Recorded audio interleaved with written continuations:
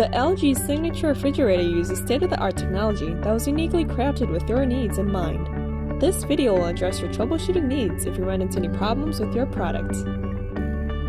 There are two possible causes as to why your INSTAVIEW door-and-door panel does not work properly. A possible cause might be that you are knocking too softly or on the edges of the panel.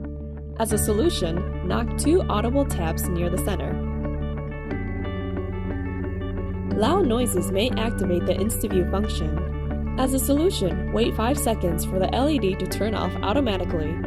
There are 2 possible causes as to why the auto door is not working properly. If your auto door function is off, make sure to activate it on the control panel. If your motion sensor is not activated, make sure you are 24 inches in front of the product to activate the motion sensor. Stepping near or around door open will not activate the auto door, so make sure to step directly onto the text.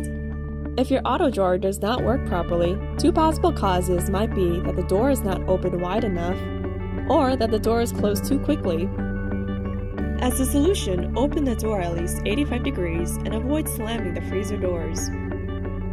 The LumiShelf may not be working because the shelves are not set to the correct position in which the lights are activated. Insert the lower shelves into the 3rd slots from the bottom, and insert the top shelves on the highest slots.